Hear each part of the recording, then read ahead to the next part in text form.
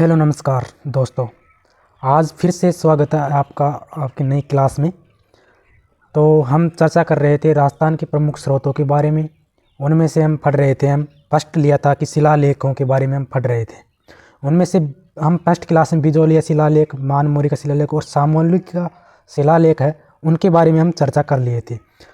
और उसके बाद जो पिछली क्लास हुई थी उसके अंदर हम कीर्ति स्तंभ परिस्थिति के बारे में, राज परिस्थिति के बारे में, शृंग ऋषि का शिलालेख उसके बारे में, रणकपुर परिस्थिति के बारे में और अरसनाथ की परिस्थिति के बारे में पढ़ लिया था। तो कीर्ति स्तंभ में हमने पढ़ा था कि जो इसमें इसके वास्तुकार थे महेश भट्ट थे। और इसमें जो इसके बारे में जो चर्चा इसके अंदर जो दिया गया था, बप्पा रावल से लेकर कुंभा तक के जीवनी का विस्तृत जानकारी थी। और इसके जो वास्तुकार थे इसमें जैता, पौमा, नापा और पुंजा थे। और इसके समय उत्कुंड कुंभा के समय किया गया था। उसके बाद आती है राज परिस्थिति। तो इसकी अवधि 1636 ईस्वी के आसपास मानी जाती है। जो महाराजा राज सिंह थे उसके आज्ञा से इसकी उत्कीर्ण किया गया था। तो इसके बारे में इसकी जानकारी मिलती है। तो राजसमंद झील के पास जो नौचौकी की पाल है उस पर इसकी यह परिस्थिति लिखी हुई है। फिर आता है शृंग ऋषि का शिलालेख। तो इसका जो समय आता है वह राणा मोकल के समय का आता है। तो इसमें इतनी जानकारी रखनी है। जो एकलिंग जी महादेव मंदिर है मेवाड़ में, उसके पास एक मतलब शृंग ऋषि का स्थान वहाँ मिलता है। तो इसके बारे में आपको जानकारी रखनी है। फिर आता है रणकपुर परिस्थिति। तो यह इसका वास्तुकार था जो देवपाक था। तो इसको याद रखना है। इसमें मेन बात यह है कि जो बप्पा रावल है और कालभोज है उनको अलग अलग बताया गया है। तो इसमें इसकी जानकारी रखना है। और जो घुइल वंश है उसे घुइल वंश को बप्पा रावल के पुत्र बताया गया किसमें, रणकपुर परिस्थिति के अंदर। फिर आता है अरसनाथ की परिस्थिति। तो इसके अंदर याद रखना है कि जो वागड़ है उसको वारगढ़ कहा गया है किसमें, अरसनाथ की परिस्थिति में वारगढ़ कहा गया। और जो इसमें अरसनाथ जो मंदिर है उसका निर्माण अल्लट द्वारा कराए जाने का उल्लेख मिलता है। इसमें इतनी जानकारी रखनी है। तो आज हम फिर जो आगे की जो शिलालेख है उनके बारे में चर्चा करेंगे। तो देखते हैं कि वो कौन कौन से शिलालेख है, उनके बारे में हम चर्चा करने वाले हैं। तो आज की शुरुआत करते हैं हम गोसुंडी शिलालेख से। गोसुंडी शिलालेख है जो इसकी स्थिति के बारे में पता चलता है। तो वो है नगर जो चित्तौड़गढ़ में पड़ता है वहाँ से।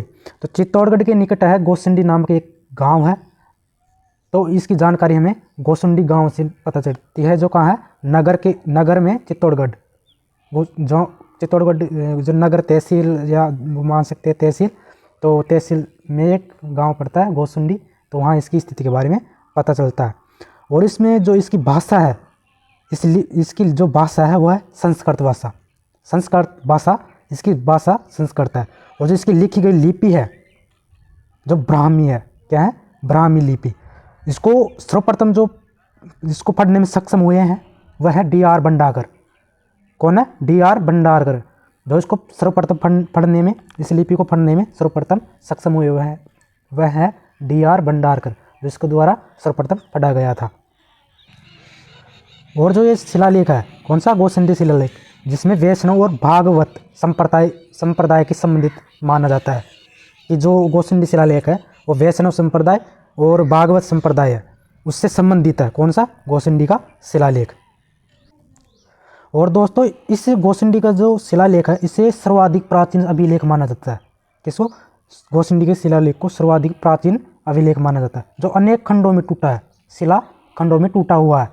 और जो इसका सबसे बड़ा खंड है वो उदयपुर जो संग्रहालय है, उदयपुर संग्रहालय के अंदर सुरक्षित रखा गया है। तो याद रखना है कि इसका जो सबसे बड़ा खंड है वो कहाँ रखा है, उदयपुर संग्रहालय के अंदर सुरक्षित रखा है।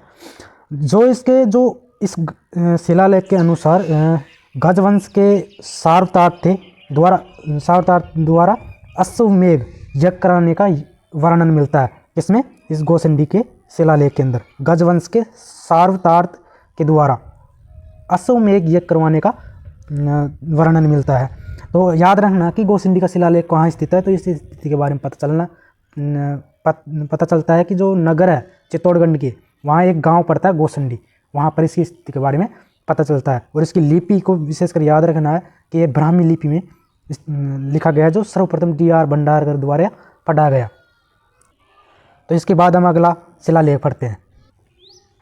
फिर आता है हमारा सचिया माता या सच्चिका माता मंदिर का शिलालेख या प्रशस्ति। तो इसके बारे में हम पढ़ने वाले हैं। जो इस शिलालेख का जो वह किस काल में इसकी स्थापना मतलब निर्माण किया गया, इसका वर्णन किया गया, तो वह है 1179 ईस्वी में इसका लिखा गया स्रोत मिलता है कि भाई उसी सन में ये लिखा गया था। और जो इसका जो उत्कीर्ण है वो कहाँ किया गया, वो है ओसिया, जोधपुर के अंदर उत्कीर्ण किया गया है। ओसिया, दोस्तों याद रखना कि ओसिया को मंदिरों का शहर भी कहते हैं, इसको याद रखना। जो ओसिया है वह जोधपुर जिला है राजस्थान का, वही पड़ता है। और इस शिलालेख के अंदर जो कलहण एवं कीर्तिपाल का वर्णन मिलता है, कलहण और कीर्तिपाल का वर्णन मिलता है। इसमें दोस्तों कीर्तिपाल को ना, जो कीर्तिपाल राजा था उससे मांडवीपुर का शासक बताया गया, किसमें, सच्चिका माता प्रसिद्धि के अंदर। तो इसको याद रखना कि कौन से शिलालेख के अनुसार कीर्तिपाल है, कीर्तिपाल को मांडवीपुर का शासक बताया गया, तो वो है सच्चिका माता। और इनके बारे में आगे जानकारी, जो मतलब कल्याण है, कीर्तिपाल है, इनके बारे में हम आगे पढ़ेंगे। तो इनको अभी इनके लिए इतना इनके बारे में हम पढ़ेंगे। इनको याद रखना कि ओसिया को मंदिरों का शहर भी कहा जाता है। इसके बाद हम पढ़ते हैं अगला शिलालेख। फिर आता है हमारे डूंगरपुर की प्रशस्ति। तो इसके बारे में हम पढ़ते हैं। इसको उत्कीर्ण किया गया था वह है 1404 ईस्वी के अंदर उत्कीर्ण किया गया था। और इसी स्थिति के बारे में पता चलता है तो है ऊपर गांव डूंगरपुर, इसकी स्थिति के बारे में पता चलता है।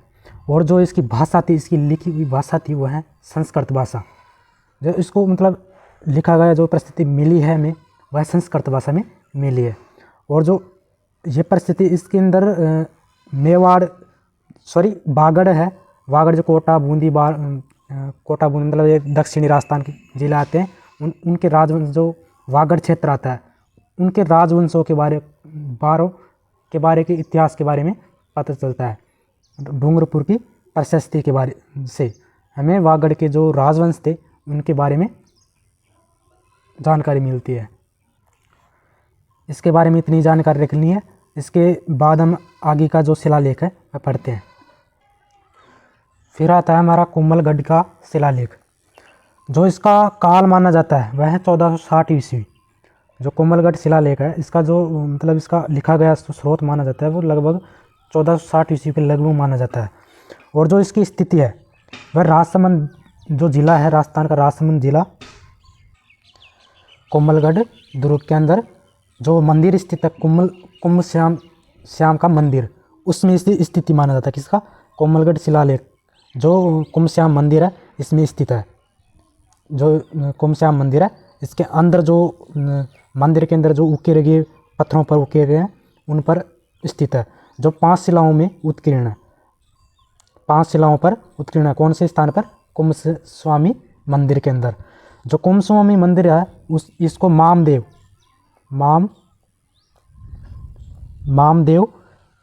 मंदिर भी कहा जाता है। तो इसका आपको ध्यान रखना है कि जो कौन से मंदिर को मामदेव के नाम से भी जाना जाता है वो है कुंभ श्याम मंदिर को। और ये जो कुंभलगढ़ का शिलालेख है इसके अंदर जो घुइल वंश है उनका तथा महाराणा कुंभा के जो विजय मतलब इनके युद्धों का वर्णन इसी शिलालेख के अंदर मिलता है। महाराणा कुंभा द्वारा जो इनकी उपलब्धियां हैं, जो कितने युद्ध किए, जो इसके शासनकाल में क्या क्या करवाए, तो इन सभी की उपलब्धियां हैं वो कुंभलगढ़ शिलालेख है इसके अंदर स्थित है। जो कुंभलगढ़ जो शिलालेख है वह राजसमंद के कुंभलगढ़ दुर्ग में स्थित है। जो कुंभ श्याम मंदिर है उसकी जो 5 शिलाएँ हैं उनके ऊपर स्थित है। तो इसके बाद हम पढ़ते हैं आगे जो शिलालेख है उनके बारे में। फिर आता है हमारा अपराजित का शिलालेख। जो इसका काल माना जाता है 661 ईस्वी माना जाता है। जो राजस्थान में स्थित है। और अगर हम इसकी स्थिति के बारे में पता करें तो वह है जो उदयपुर ज़िला है, उसके उदयपुर ज़िले में स्थित नागदा गांव में एक नागदा गांव है, उसके निकट एक कुंडेश्वर मंदिर है। जो नागदा गांव उसके पास में एक कुंडेश्वर मंदिर है, उनकी दीवारों पर अंकित किया गया है। जो अपराजित का जो शिलालेख है वह कुंडेश्वर मंदिर की दीवारों पर स्थित है। जो कुंडेश्वर मंदिर है वह नागदा गांव उदयपुर में स्थित है। इस शिलालेख से जो 7वीं सदी का जो मेवाड़ है, 7वीं सदी के मेवाड़ के इतिहास के बारे में हमें जानकारी मिलती है। जो अपराजित का जो शिलालेख है उससे जो 7वीं सदी का जो मेवाड़ था उसके इतिहास के बारे में हमें जानकारी मिलती है। तो हमें इसकी स्थिति के बारे में पता रखना है कि जो नागदा गांव है उदयपुर में, उसमें एक स्थित मंदिर है, कुंडेश्वर मंदिर की दीवारों पर अंकित किया गया। तो इसके बारे में इतनी ही जानकारी रखनी है। और इसके बाद हम पढ़ते हैं आगे का जो भी शिलालेख है उसके बारे में। फिर आता है हमारा मंडोर का शिलालेख। जो इसका काल है दोस्तों वह 1685 ईस्वी माना जाता है। जो मंडोर का शिलालेख है इसका काल क्रम देखिए तो वह काल है 1685 ईस्वी। और इसकी स्थिति के बारे में अगर अब हम पता करें तो वह है मंडोर जो जोधपुर के अंदर स्थित है। वहाँ पर मंडोर की एक बावड़ी है जिसकी शिलाओं पर उत्कीर्ण किया गया है। किसे? मंडोर के शिलालेख को। जो मंडोर की बावड़ी है, मंडोर जोधपुर में स्थित एक बावड़ी है, उनकी शिलाओं पर उत्कीर्ण किया गया है। और इस शिलालेख के अंदर जो विष्णु भगवान है, शिव की पूजा पर विशेष रूप से प्रकाश डाला गया है। जो मंडोर का शिलालेख है उसके अनुसार विष्णु एवं शिव की पूजा पर विशेष रूप से प्रकाश डाला गया है। तो इसके बारे में हम इतनी जानकारी प्राप्त करेंगे। और इसके बाद हम पढ़ेंगे अगला शिलालेख जो हम अगली वीडियो के अंदर बताएंगे। फिर मिलते हैं एक नई क्लास के अंदर। जब तक के लिए आपको धन्यवाद। जय हिंद, जय भारत।